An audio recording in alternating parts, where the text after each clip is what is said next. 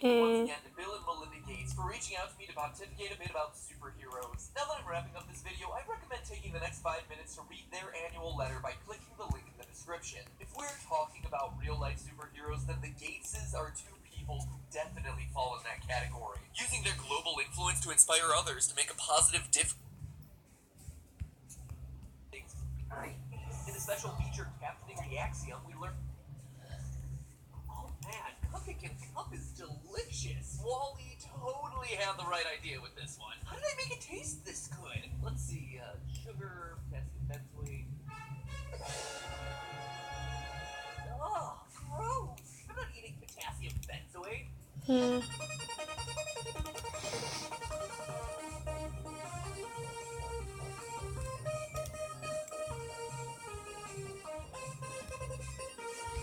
What are those fuckers doing in the back?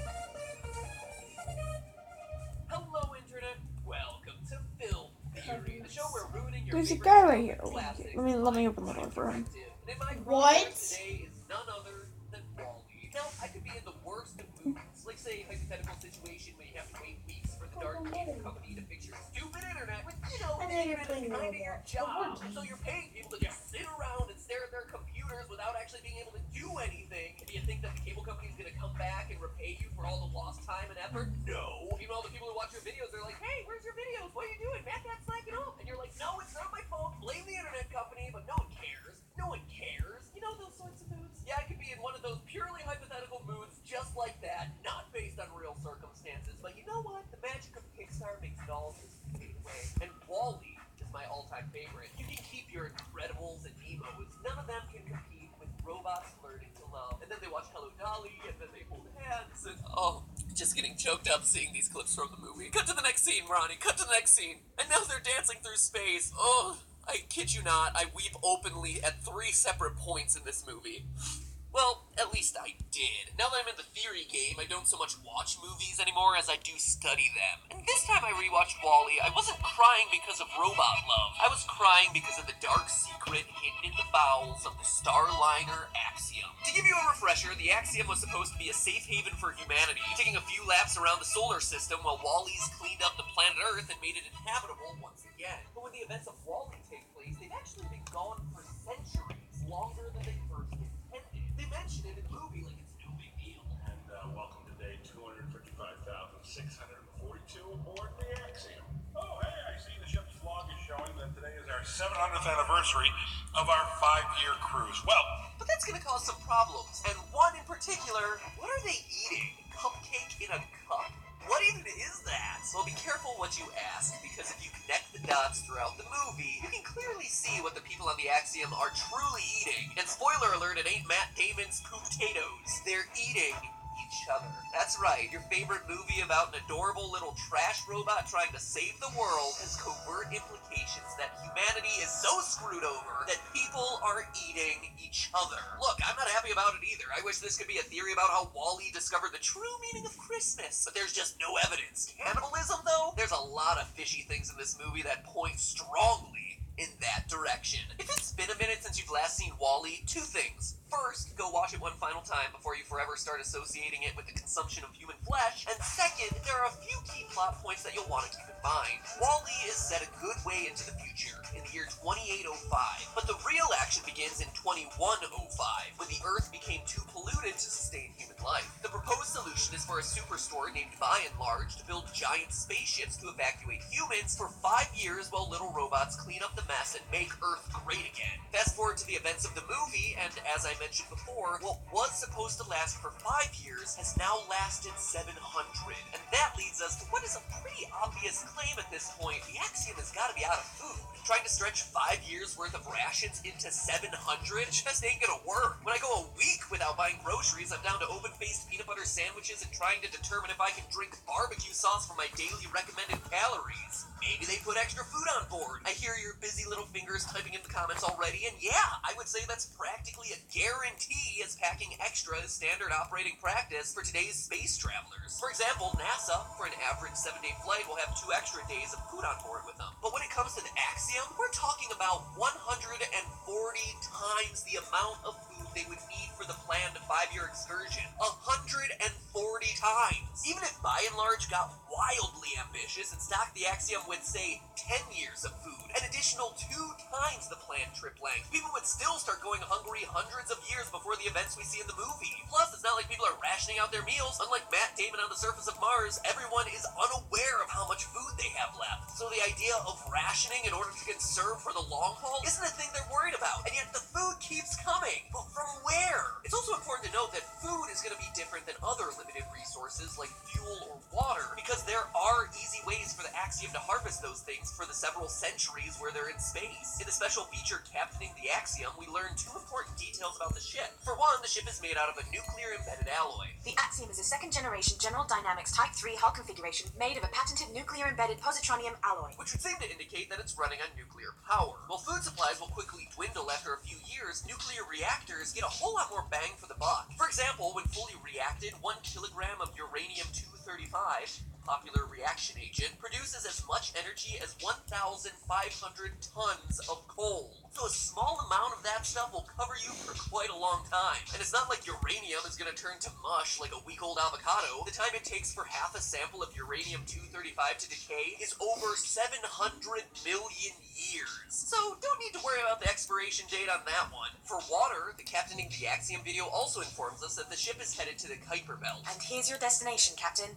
The Kuiper Belt, that enigmatic frontier of our solar system, where fragments of our primordial protoplanetary disk still wait to be explored. This is a part of space that's still, believe it or not, Oh, in look, our someone's own solar watching. system, but is beyond the planets. And all along, we all thought that the solar system ended after your very educated mother just sent you 9 pizzas. Take that, 6th grade science class. Film theory be dropping knowledge all over this his house. The Kuiper Belt is filled with frozen, asteroid-sized chunks of various substances like methane, ammonia, and you guessed it, water. So it's not going to be hard to imagine that the Axiom could harvest some ice around it. But guess what you won't be finding on rocks floating Okay, in it's space? time Cows, to look at the wheat, meme. other random foodstuffs. So fuel and water could technically be taken care of, but you just can't make food appear out of nowhere. Or, yeah, this is the future after all, so maybe they've developed a way to create food out of thin air. Or at least that's what I initially thought until I looked a bit closer. I mean, food needs to come from somewhere.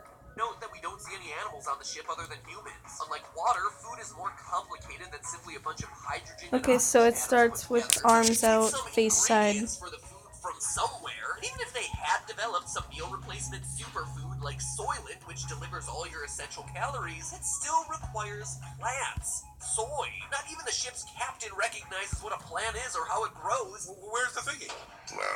Plant. Right. So what exactly would the hypothetical food be made out of? Also, if the Axiom were somehow able to synthesize food out of thin air, why would it be such a big deal that Earth can grow plants again? Wouldn't they be able to stay on the Axiom or go and colonize a new planet with that kind of technology? Nope, they've definitely run out of food, and yet we see that the population has managed to survive for generations aboard the Axiom. Does that automatically prove that the passengers are eating other passengers? Well, not by itself, but it does color the way that we look at other issues. Issues like, where do the dead people go? The Axiom has been flying around for 700 years and started with a population of 600,000. Again, according to those DVD special features. The Axiom is a virtual city in space designed to accommodate the needs and desires of each of her 600,000 passengers. During that time, we can be certain that those 600,000 starter people have died several times over. When Captain McCree looks at the pictures of the captains before him, we see that there were 5 previous captains of the Axiom who lived and died, and that they were each captain for between 120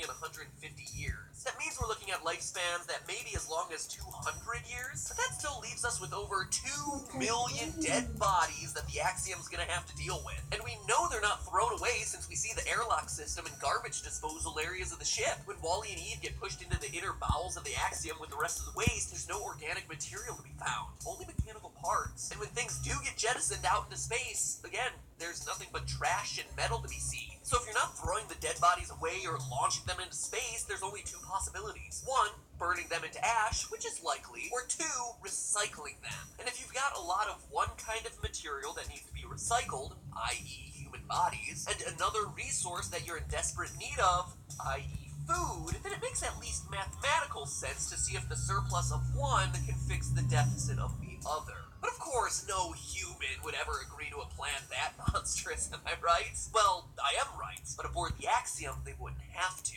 Remember, the Axiom's captain is incompetent. Until his spiritual awakening late in the film, Captain McCree demonstrates that he holds a meaningless title responsible for nothing more than reading announcements and clapping twice to get his coffee. McCree doesn't even know how the controls of the ship work. Otto, why did you wake me for morning announcements?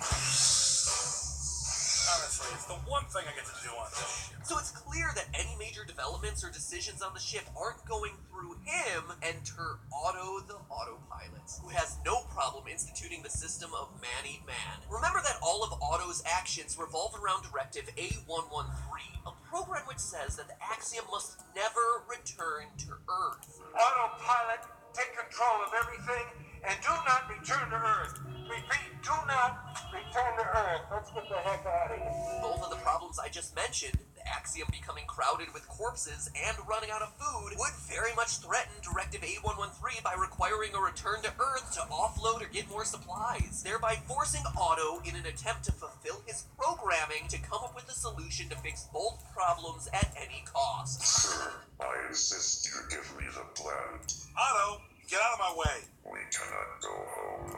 What are you talking about? Why not? That is classified. Captain, give me the planet. What do you mean classified? You don't keep secrets from the captain.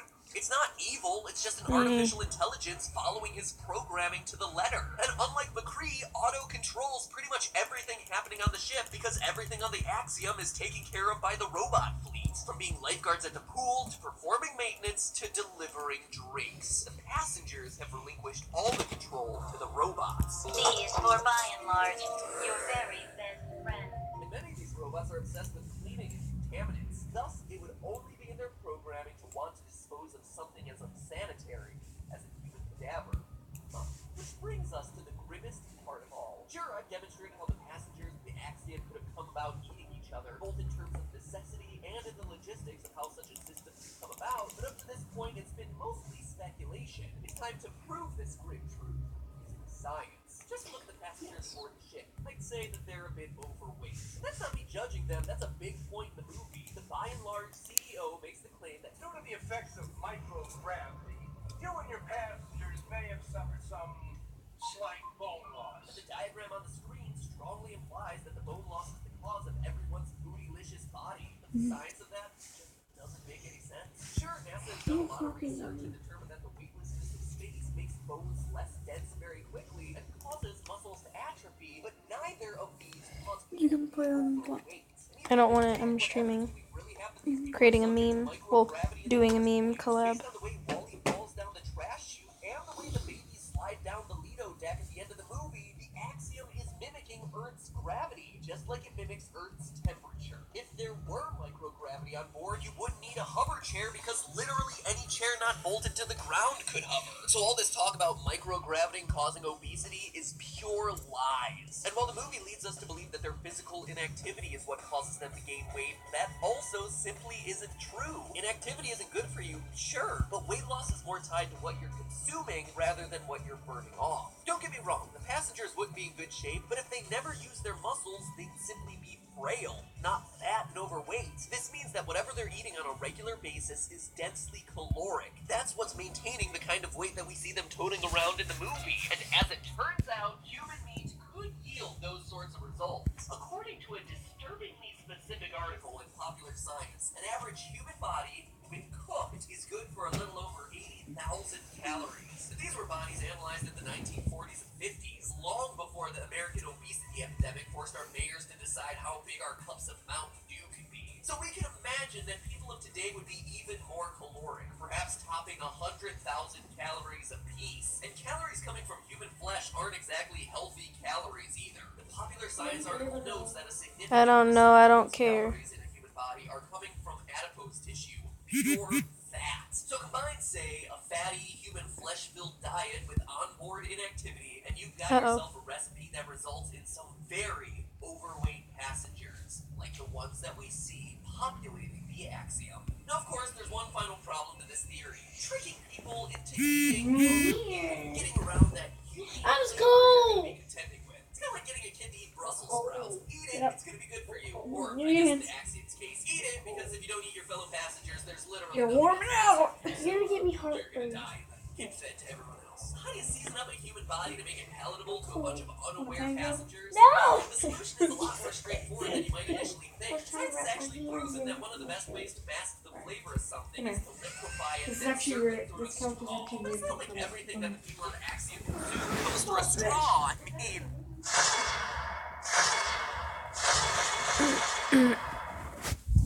Oh, that's it. I got nothing. I just ruined my favorite Pixar movie. Robot romance will never be the same. And with that, Charlton Heston, if you would be so kind to lead us out. These people! We gotta stop them somehow! But hey, that's just a theory. A film theory. A really realistic film theory. If you want to have some Pepsi, come on. I would like some Pepsi. I would like some Pepsi. My hair's messy. Disney's latest movie, Zootopia, has something for everyone. Cute talking animals, a positive message of social acceptance, crack cocaine. Truly a movie for the whole family. I was like, especially the very top. It makes sense. I like these two. You have Coke? Mirror, mirror on the wall, which YouTuber is the fairest of them all? I mean, which theorist is fairest of them all? Okay, sure, that's true, but which male theorist is fairest of them all? Come on.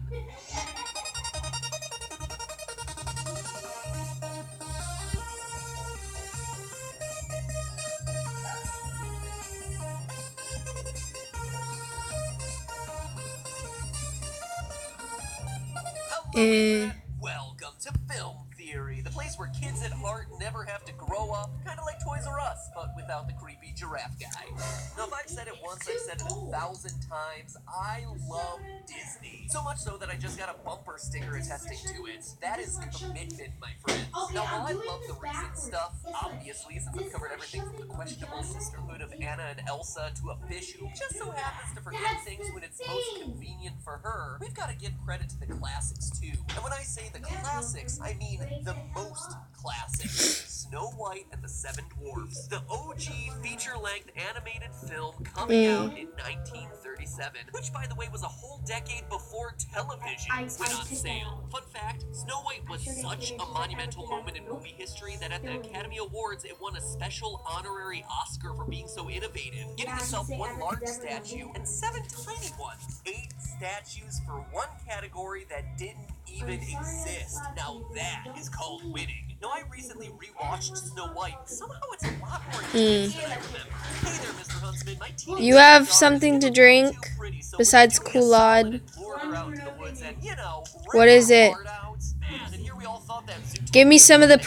an allegory poopsie. for No. racism was Please. risque. You can also tell that I've been making these videos for a little too long because instead A of little sitting back and, poopsie. enjoying the Tipsy. movie, I saw tons of unanswered I wanna get questions tipsy. just ripe for the theorizing. Please. Like why 7 dwarves just so happen to have Just like a coffin sip. lying around, let alone a coffin made of glass, let alone I'm rewatching the Snow White theory. person. I mean, are they in the habit of burying I'm not a child. honey. on the regular? I know In fact, you. the prince's first instinct when he sees See, the I girl stayed true to my lying word. first is to I said a fuck sip, her I up. took a sip. Seriously, bro, number 1, corpse I took a germs, drink. and number 2, corpse germs. But the moment that really got my gears a-turning was Don't give her the Fruit Loops. poisoned apple. All she calls her brew is the but we don't see what really goes into it. And it's such an iconic fairy Don't tale give her the Fruit that it Loops. prompted my question of the day, which is Do it not, possible to create I repeat, weaponized fruit do in not, the way that we see because she does not need the Fruit I figured Loops. after making episodes about nuclear weapons, hacking, government drug conspiracies, that all my Google We just woke up, retard. anyway, so researching deadly fruits seems tame by comparison. Let's do this. So She does not need the Fruit Loops. sort of fast casual She does not need, known to man. she does not need the Fruit Snow Loops. White takes a single bite and then soon afterwards says that she's feeling a bit strange. Yeah, thanks a lot for the help with the symptoms, Snowy, but WebMD doesn't have a diagnosis for feeling strange. Shortly thereafter, she passes out to lie in a coma before reviving. So the biggest thing that stands out about poison apple is how fast it knocks out Snow White. And this led me to first consider a poison famous for going fast, cyanide. Cyanide is an extremely concentrated poison. So concentrated, in fact, that if you're a 200-pound man, it would take a dose of cyanide about half the size of an aspirin to kill you. Cyanide is also perhaps most famous as the poison of choice for spies and secret agents. During World War II, the Allied forces created a suicide pill they called the L pill for agents going behind enemy lines. The pill, which was filled with cyanide, was about the size of a pea, and agents were supposed to bite into it if they were caught behind enemy lines so that they could die without suffering torture and interrogation. So is cyanide a likely culprit for the poisoned apple? Well, at first it might seem so, as cyanide is readily available in natural products like almonds and, fittingly enough, apple seeds. With that said, in all these natural products, the traces of cyanide are very, very low. You need to eat well over 10 pounds of almonds to get a lethal dose, and to get a more concentrated dosage, like 1 pound in the health.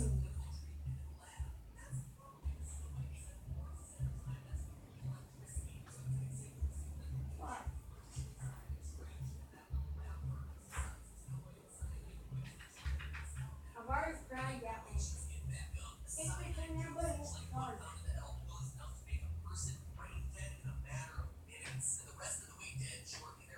No matter how long that creepy prince makeout sesh goes, she ain't getting back up. Cyanide is safely off the list. So what we really need is a poison strong enough for a man, but made for a woman. Or, more accurately, a poison strong enough to put her into a coma, but not so deadly that she has no chance of coming out of it. Call me crazy, but could Snow White be a zombie? This is Not rules like for a me, Walking Dead boy. 28 days later, first things first, I'll eat your brains kind of zombie, but an actual Haitian voodoo zombie. It is 1985. You son of a book, The fart. Serpent and the Rainbow. Harvard I just farted, ethnobotanist so I'm Kate actually Davis gonna fart. examines a case of Haitian zombification and describes the process by which a voodoo shaman called a Bakor poisons someone and buries him only to bring him back to life when that poison wears off. Davis cites in his book tetrodotoxin, a powerful neurotoxin, as the main culprit in knocking the victim out. The source of the tetrodotoxin is a pufferfish, which any ardent fan of The Simpsons knows has the capacity to be fatal. Poison, tasty fish.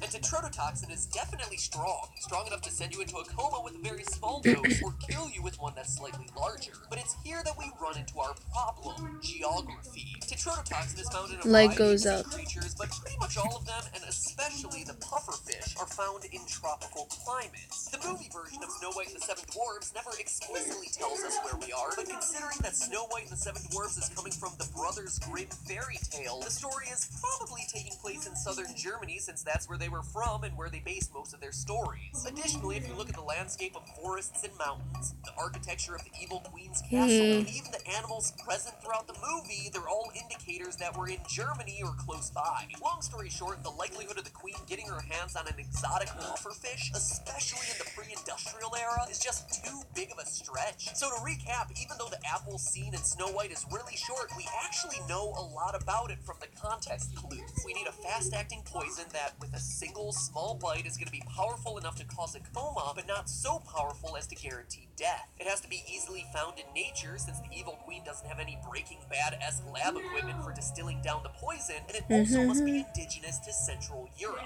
Well, after scouring the internet and following a ton of leads, I finally have the killer who meets all our requirements. Say hello to Atropa belladonna, also known as Deadly Nightshade. Deadly Hi. Nightshade grows in the wild and is most notable for its shiny dark blue-black berries, which are sometimes mistaken for non-toxic blueberries or elderberries. Crucial mistake, and it just so happens to check off every detail on our list. Snow White is poisoned by just a single bite of that apple, Singular so the bite. poison needs to be potent. Well, the lethal dose for an adult is usually in the neighborhood of 10 to 20 of these little berries. Considering that Snow White is small and young, it's safe to assume something on the lower end would kill her. But remember, we just want to knock her out, not outright kill her, so a bite of that coated apple would be just about the right dosage. Which also begs the question, can Atropa belladonna actually put you in a coma? Well, you're picking the right berries because it sure can. Non-lethal doses of Deadly Nightshade cause a wide range of symptoms, from heart palpitations to hallucinations. A first-person account of non-lethal belladonna poisoning from 2015 reported that the first thing the person wanted to do was go to sleep, which was then followed by vivid hallucinations. The nap fits Snow White's condition perfectly, and surprisingly, surprisingly, so do the hallucinations. Of course, in the animated movie, the only information that we ever get from Snow White is that she feels strange and collapses immediately. But for more information, we can turn to the Disney leg up ABC that series there. Once Upon a Time. Yes, I watch it, and Come yes, on. I'm just as annoyed as you are that the crew still trusts Rumpelstiltskin. Come on! Oh, sorry, I've had that building over the last 4 There we years. go. I had to get it off my chest. Anyway, in that Now I series, have we a actually get to see what it's like inside screenshot. Snow's mind when she's under one of these sleeping curses. And what we see is that victims of the sleeping death are shown to experience some crazy visual nightmares after being poisoned, just like the vivid hallucinations caused by deadly nightshade. But there's even more. One thing that we haven't considered yet is how the poison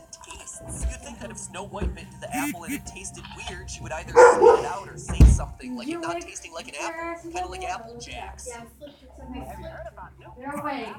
For instance, if Walter White had made the apple for Snow and coated it in his favorite poison, ricin contains castor oil, which would make the apple taste bitter and, well, not like an apple, signaling to Snow that her bite was a bit off. But as poisons go, deadly nightshade actually tastes relatively good. People who have eaten belladonna berries report that it has a pleasant, mildly sweet flavor, just like most other fruits and berries. And that's important if you're trying to make sure that your victim doesn't get suspicious of your apple. And lastly, Atropa belladonna makes a whole lot of sense in the geographical and historical context of the story. Atropa belladonna is native to southern and central Europe, including the southern part of Germany, so location is a definite fit. And Atropa belladonna was historically a very popular poison in European history around the time Snow White was set. In the 11th century, the Scottish King Macbeth, yeah, that Macbeth, he was real, used Atropa belladonna to poison an army of invading Danes. It's even believed that deadly nightshade was used to kill the Roman Emperor Claudius back in 54 AD. Clearly, this poison would have been known about and prevalent at the time. In other words, every last detail in Snow White and the Seven Dwarfs points to Atropa belladonna as the poison in the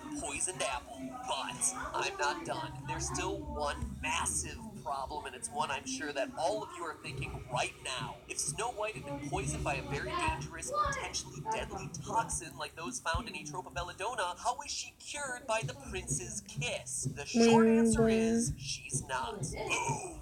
Mind blown, dropping the mic. Screw True Love's kiss, all you're gonna wind up with is corpse germs. Nope, my loyal theorists, it wasn't love that saved the fair maiden, it was chemistry. Atropa belladonna poisoning has a few popular antidotes, one of which is activated carbon. Now, activated carbon is essentially charcoal dust that absorbs toxins in the body. Swallow some activated carbon draws the toxins from your system and absorbs them, and then poof, those toxins no longer damage your body. Now, Snow White obviously didn't intentionally swallow any activated carbon pills, but she has been in contact with it from the moment she entered the forest. How? The dwarves. It's the dwarves. Remember, these guys work underground in a diamond mine, and a diamond is nothing more than a bunch of carbon put under intense pressure. In fact, it's established earlier in the movie that when the dwarves come home, they're always covered in dirt and soot. So much so that Snow White has to convince them to wash off before they eat. So all that cleaning she does, all that time she's spending with the dwarves, she's inhaling activated carbon.